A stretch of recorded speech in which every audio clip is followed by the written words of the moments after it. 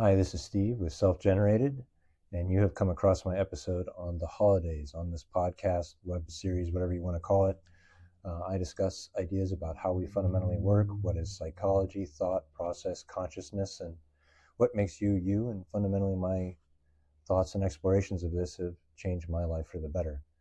And that what we're exploring today is an idea of what holidays might be, why we might naturally need them, and that they're not just some reflection of a past echo of history, some aspect that we caught on to evolutionary that gave us an advantage. It's an actual part of what it means to be human. It's part of our natural behavior. And that if you're anything like me, this scene that is behind you from like about 12 to 32 years of age, I would have looked at that and gone, bah, humbug, what, WTF, this is nonsense, what a waste of money. And I did not like holidays, not just Christmas, but most holidays. And it's not that I had every holiday was bad. I had some good ones, but that I grew up in an environment where a lot of holidays were stressful. Money was a problem, trying to keep up with the Joneses. It was hard to be thankful during Thanksgiving, and that carried over into my adult life. And that most of my adult life, I felt the same way, is that it was hypercommercialism, people that practiced these holidays, especially Christmas and things that were Christian holidays, that didn't practice what they preached. And it dissolved the idea of the reality of the importance of it. That when I found out, when I was searching, and trying to find things about religion, and found out that the odds are that December 25th wasn't necessarily Jesus' birthday, and a lot of that was moved in order to line up to existing rituals and habits of the pagan people. Pagan is the term we use, but people who were not monotheistic and didn't follow the Abrahamic religions, and especially in Europe, things like the Yule log or ancient traditions that we get folded into the what we experience as Christmas today. And there's plenty of material. I'll try to put some notes in the show notes and maybe a playlist together of some great videos to talk about the history of those traditions that get rolled up into Christmas. But the reality of it is that Christmas is not exactly what we think it is. All of the holidays are not perfect representations of what the historical significance are. And I didn't get that. I thought that, oh, well, that means that they're not what they say they are. So I threw the baby out with the bathwater. And that most of my life, I would have not wanted to go to Christmas parties, not wanted to be involved in Halloween, Easter, even birthdays, just any of those events. I had a negative twinge to them, and I just couldn't get around it. And it wasn't until, recent years when I was able to, pull my head out of my backside and realize that there's actual aspects of these holidays and these celebrations that are important to our natural health, what it means to be actually human. And that would sound weird. It sounded weird to me early on when I was thinking about the idea, but I realized for hundreds of thousands of years, humans have existed before we had these advertised, well-known holidays, and we did things together. We experienced rituals. And these rituals were cyclical around seasons and events, and that these events, these things that we did, were formative in making humans work well together. Because a lot of the things we don't think about is that humans, we're amazing. We're taught that you and you alone have to pull yourself up by your own bootstraps. You have to figure this out. You and you alone are in this world to make the most for yourself. And it's not wrong, but the reality of it is that a single human on its own is not really that powerful. It's not that valuable. You can't do that much. It's our collective power that is what makes us so impressive. And that's not just some kumbaya statement. That's actually tied to the ideas of laws of complexity in science. And that sometimes things, when you really look at it, they're not just the sum of their parts. There's something more. When you add that complexity of the sum of the parts of a single person, it's amazing. It's almost like magic. And then when you add that with multiple people working together, it's exponential. But we don't really live in a world that teaches us that or makes that come to the forefront of what is the obvious truth of how we're supposed to work. And that a lot of what we do in holidays, we're kind of going through the motions of what we've been taught, what we believe to be true, and that could come from any number of sources. It's not so much from big organizations like religion and church as it is things like Disney and movies and TV and nostalgic things, right? Not so much the actual organization and community that it used to. And that you see that in Europe. You'll see like the Christmas markets, and you'll see some of the old rituals that are turned into funny movies now, right? But that these things have a meaning above and beyond just fun and bringing in tourists and practicing old stuff that we used to do. The point of holidays, what I missed in the past, and what I tried to find when I was searching, is that it's about bringing us together. It's about that has a value. It gives you meaning. It gives you purpose. It gives you a sense of confidence in yourself and others. And that interacting with other human beings in the real world helps you reinforce your model, your understanding of the world, meaning how you feel about yourself in the world. That there is a significant psychological component that is in here, but we don't necessarily think about that. We think about dopamine and certain neural responses, and we think of this overly mechanistic without looking at the actual realistic patterns of our behavior and how it makes us feel. And that when I was looking, I have some notes here that like the scientific principles, some of the scientific arguments that can be made for why we have holidays, right? And that one of them is the Durkheim's collective effervescence. I love effervescence. Holidays create a shared sense of belonging and collective identity, reinforcing societal bonds. Ritual theory, attachment and bonding through psychological, through the ritual theory, right? Provide opportunities for shared experiences, reinforcing familial and communal relationships. Terror management theory, I like this one. Holidays can buffer existential anxieties by connecting individuals to cultural traditions and shared legacies. When you look at like anthropology and our history, right?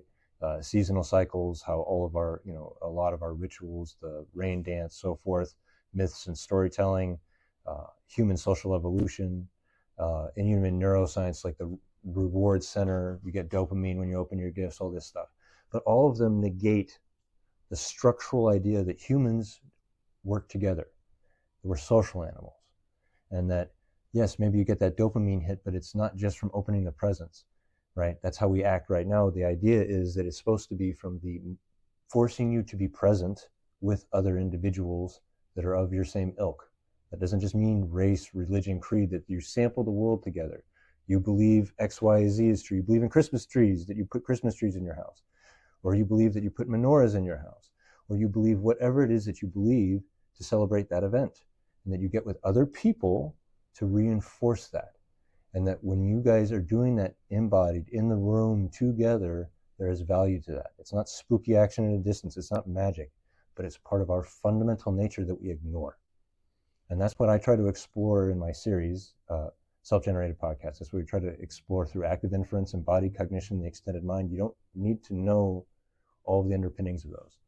But that fundamentally, those are three scientific frameworks that when you, at least for me, I took them and I looked at these things, it changed how I experienced the world. And that, again, 12 to 32-year-old me would have hated this, but now this is how I want to experience the holidays. And that you might look at this and go, oh my God, how so over the top. But the reality of it is that over the year, we go to Ross, we go to different places, swap meets and stuff, and we were able to collect a cornucopia of reasonably priced gifts to have a special event with a very large family. There's multiple kids, there's friends that come over. And the point is that it's an experience, that shared experience is the point, to the point where we even wrap the little candies at the very end. If you want to wait to the end of the video, I'll show you some of the stuff. But we even wrap the candies in the stocking. And the point is it's not about taking all of the time. It's about enjoying every little minute of it when we're together, giving everybody something to do, to feel connected, that they're part of it, and that there's things like sweet foods and tasty treats, and that's all holidays. It's not just Christmas. We're not even religious. It's not about celebrating a particular event more than it is about celebrating each other. And that these shared histories, these historical or non-historical events, these myths, these reasons that we celebrate don't matter as much as that we celebrate. And that we're showing that we care about each other, and that we cared about the shared story that we all agree to be true. And that's the point. it's natural. It's part of natural human behavior. That's why every culture has holidays. That's why we have holidays and events throughout the totality of our time. And then when I was shunning them, I was hating them, it was preventing me, it was part of the things that prevented me from being able to progress, from being able to let go of the old and let in new and grow and accept. But it was because I needed holidays to be this bad thing that I had experienced. I needed them to be how I modeled and believed them to be true. And that when I did experience other people having great events, great holidays, and then fundamentally with a lot of them, I found that they had underpinnings that kind of undermined the reality of those narratives, meaning that they weren't as cool and as awesome, and that a lot of the holidays was their chance to show and project who they wanted to be, not who they were on a day-to-day basis. And that a lot of it was pomp and circumstance, and that in the day-to-day you could see that it wasn't there. And that reinforced the negativity to me. But again, it was just my sample bias. That was how I was seeing it, versus being able to now experience it as what I believe it is, an opportunity for all of us to take a paused, present moment to be with each other. And we don't do that much anymore in this modern world.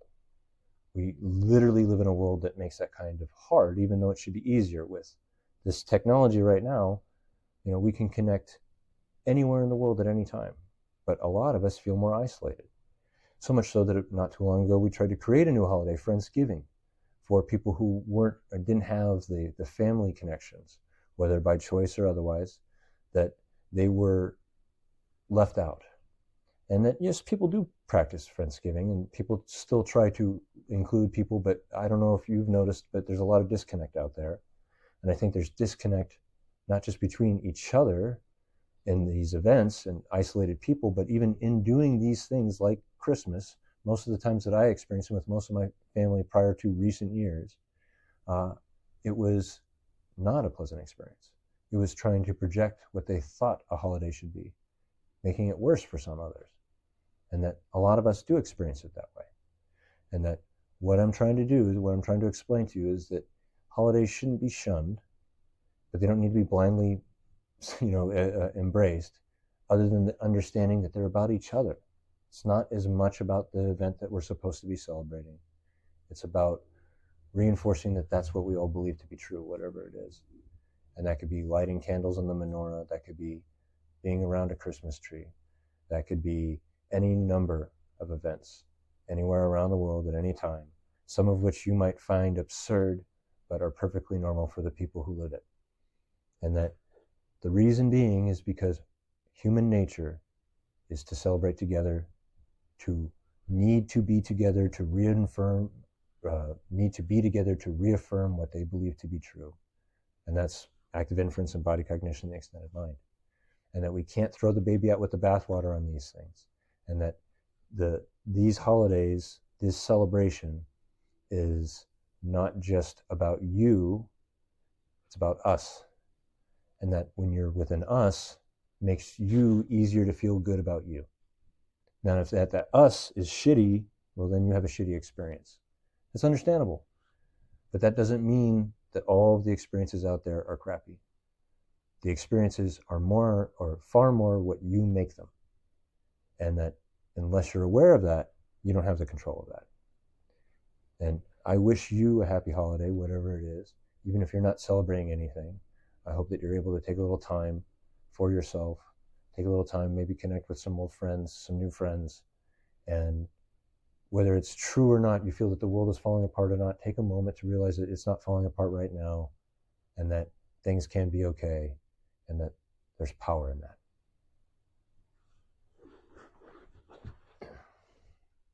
And as promised, I'm going to show you first the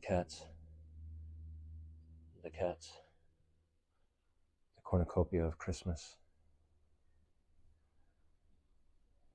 up to and including the wrapping of the individual presents, or the candies and stuff in the stockings. And that for one day a year, we act like we're rich but it takes us most of the year to get there. But there's meaning and purpose in that. And that there's meaning and purpose in the holidays. Happy holidays to you.